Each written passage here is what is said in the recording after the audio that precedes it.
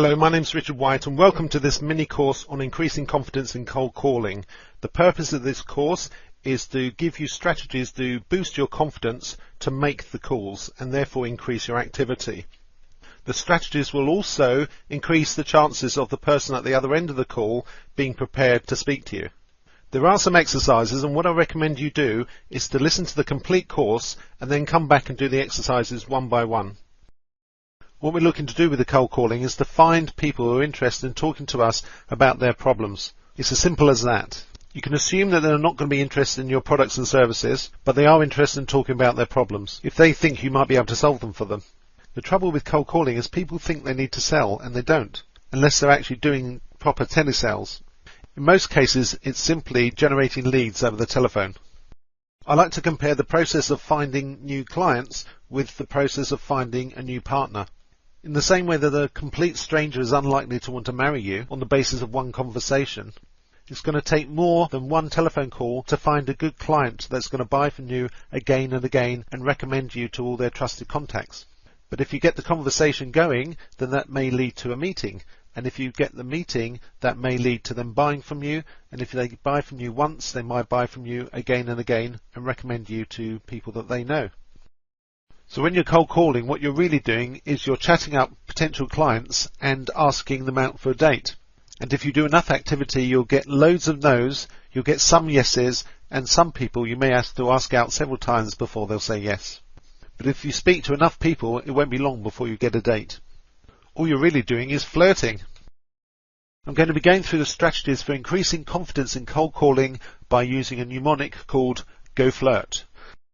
The G stands for groundwork, the O stands for outcome, the F stands for figures, the L stands for language, I is for introduction, R is for responses, and T is for timing.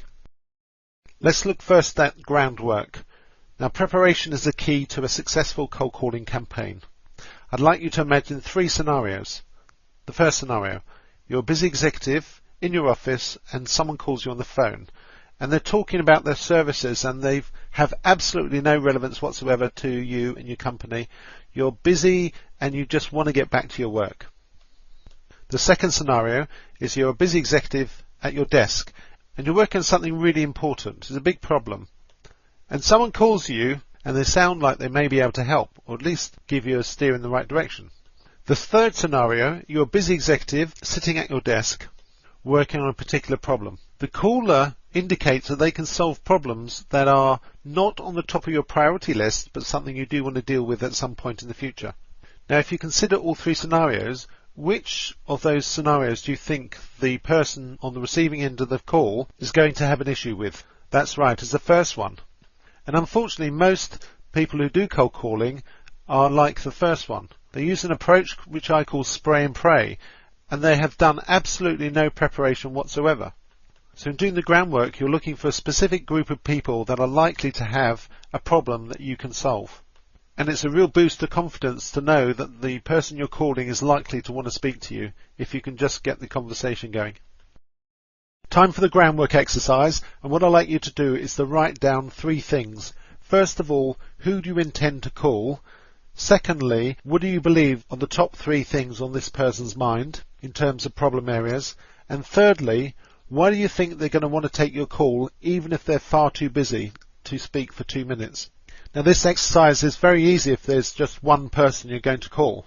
But if you've got a list of, say, 100, 200, 500 people, then it becomes a little harder. The key is getting the first question right. So rather than say, I'm going to be telephoning small and medium-sized enterprises, much better to say, I'm going to be calling the managing directors of small and medium-sized enterprises. Perhaps if you're calling large companies, you may be calling, for example, the finance director. So your target audience will be the finance directors of large companies. And then you might want to look at a particular sector because different sectors might have different issues.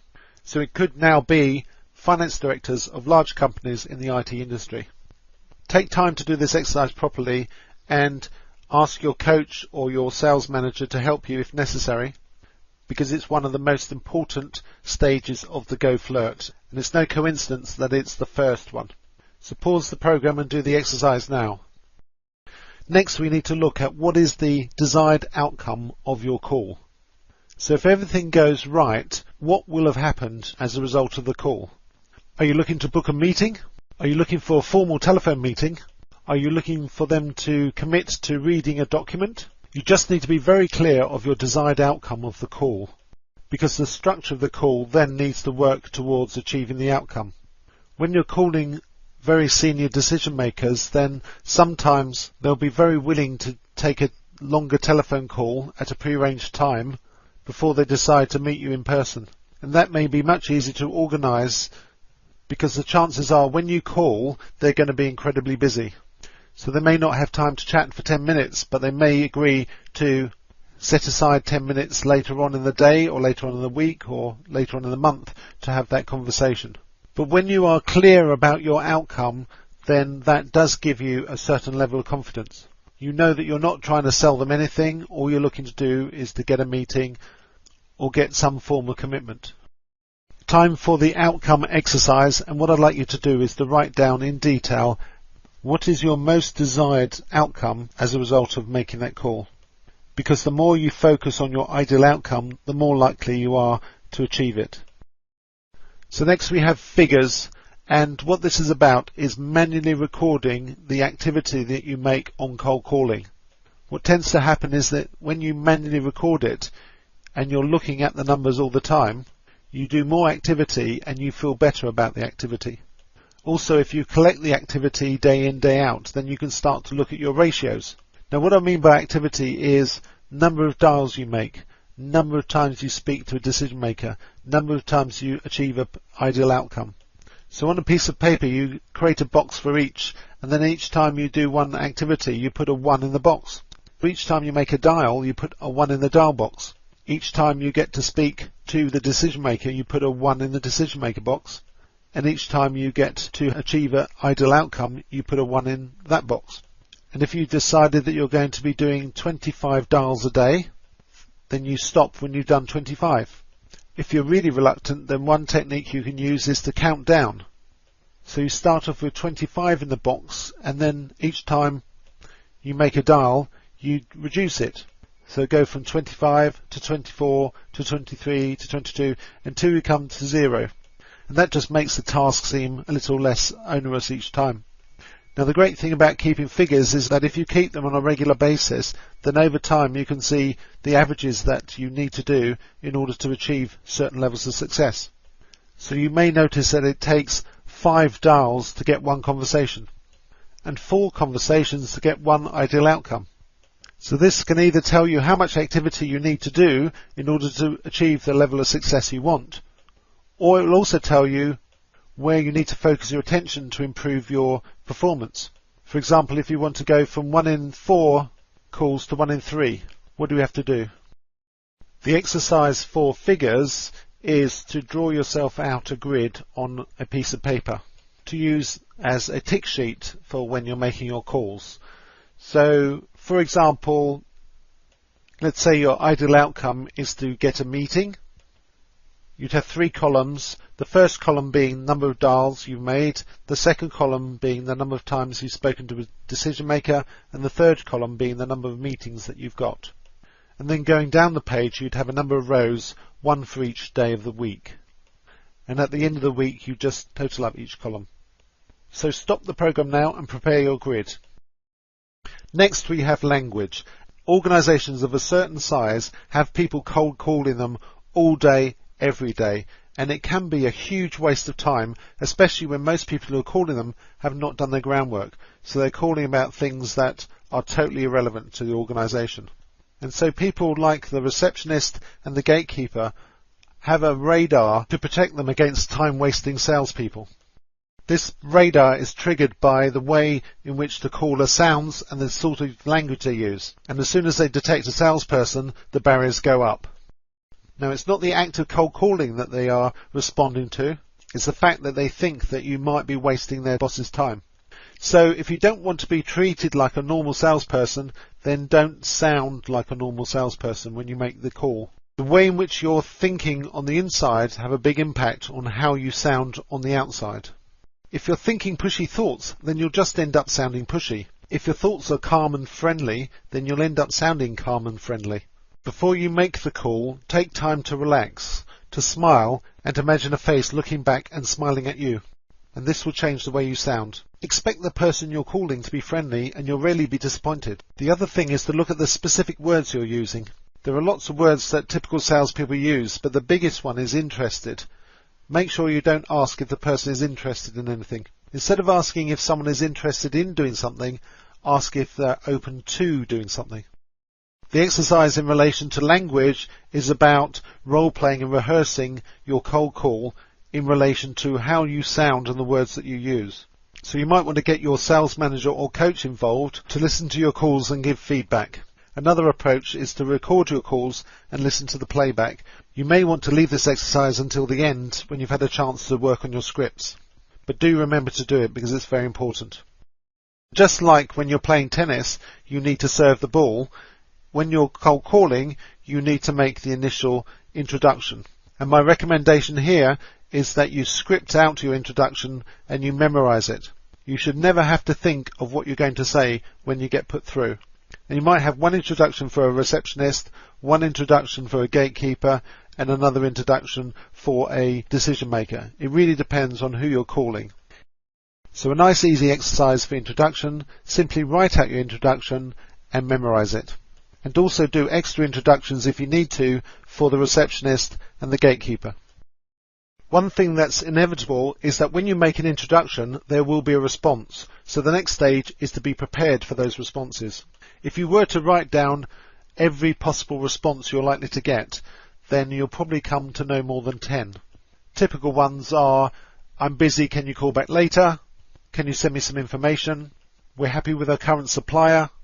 And another possible response is, that's interesting, tell me more. As you call time after time, you'll get used to these different responses. But they are very predictable. You don't want to be spending your time on the phone making it up as you go along. You need to have these rehearsed, and once you have them rehearsed, it gives you a real boost of confidence.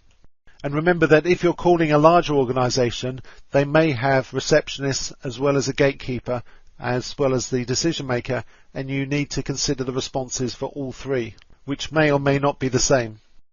So for the exercise, you want to write down all your possible responses and then consider your reply to each. Work on them, memorize them, and then practice them with your coach or manager. The final area of Go FLIRT is timing, and the thing to realize is that the person you call may not be in the right state of mind to receive your call. They could be in the middle of something, they could be rushing off to a meeting, they could be having a really bad day. Whereas if you phone them the next day, it could be totally different. It's much better to have a conversation with them when they're in the right frame of mind than when they're in the wrong frame of mind. So don't be afraid to call back. The money in cold calling actually is in the callbacks. And if you're disciplined enough to schedule callbacks and make them, then over time your results will get better and better. The other aspect of timing is the fact that you could get put through to the person, have a good conversation, and there is some interest, but the timing is just not right. Again, it's important to schedule a callback and to make it at the appropriate time. So your exercise for timing is to really consider and write down how you're going to handle callbacks and how you're going to manage them. Please do this because this is one of the most important areas of cold calling. Most people report that the thought of making the calls is far worse than actually making them. And when they've made the calls, they feel really great. I recommend that you have cold calling sessions of no longer than an hour, followed by a break. And then before you make the call, imagine how great you're going to feel in an hour's time. Also take the time to get your posture right and your breathing right, because that really affects confidence. If you're sitting down, then make sure you're sitting upright with a straight back and you're breathing from your abdomen. Sometimes people prefer to stand up when they're making their calls because it helps them to breathe more easily and feel more confident. Affirmations can also be very effective at getting yourself in the right state of mind. So say to yourself, I love cold calling, I love cold calling, I love cold calling, I love cold calling. Even if you don't, it's effective at blocking out the voice that says, I hate cold calling, I hate cold calling, that stops you from making the calls. Different people have different ways of managing their state. The important thing is to monitor your state and make adjustments. Just a quick word about gatekeepers. If you follow the Go FLIRT approach, then in general you shouldn't have any problems whatsoever with gatekeepers, as long as you treat them with respect. Take a moment to put yourself in the shoes of a gatekeeper who's just doing their job. Their boss is not paid to answer cold calls all day long, and so they're just trying to keep out time wasters. So if you're consistently struggling with gatekeepers, then just use it as feedback that perhaps you need to revisit the Go FLIRT approach and make some minor modifications. Of course, you can always call when the gatekeeper's not there, but it just makes it so much harder and so much more frustrating. Much better to have the gatekeeper on your side. So I hope you found this useful. If you do the exercises and apply the Go FLIRT approach, you will feel more confident in making cold calls, and you'll get results. If you want to master cold calling, then do lots of regular activity, notice what's working, notice what's not working, do more of what's working, less of what's not working, and fine-tune it to make it even better. My name's Richard White, and I hope to see you soon. Thank you.